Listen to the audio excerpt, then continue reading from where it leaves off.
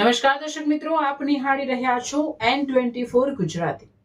તો નજર કરીશું આજના મહત્વના સમાચાર પર।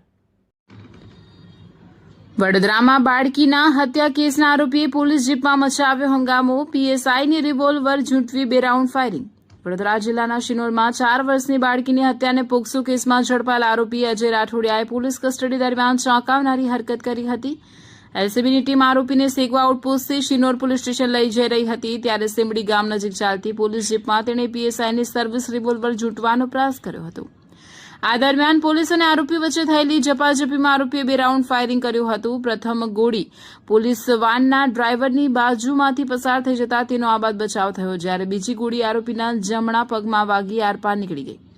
ઘટના બાદ પોલીસે તાત્કાલિક 108 એમ્બ્યુલન્સને જાણ કરી આરોપીને મોટા ફોફડિયા સ્થિત સામૂહિક આરોગ્ય કેન્દ્ર ખાતે સારવાર માટે ખસેડ્યો। હાલ આરોપીની સારવાર ચાલી રહી છે અને હોસ્પિટલ ખાતે ચુસ્ત પોલીસ બંદોબસ્ત ગોઠવવામાં આવ્યો છે।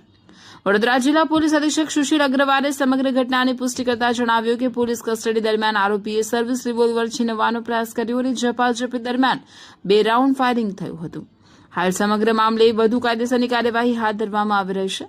ઉલ્લેખનીય છે કે શિનોર તાલુકાના સતીશાણા ગામમાં પ્રેમ સંબંધના વિવાદમાં આરોપી અજય રાઠોડિયાએ 4 વર્ષની નિર્દોષ બાળકીનું અપહરણ કરી તેની હત્યા કરી હોવાના ગંભીર આરોપો હેઠળ તેની ધરપકડ કરવામાં આવી હતી।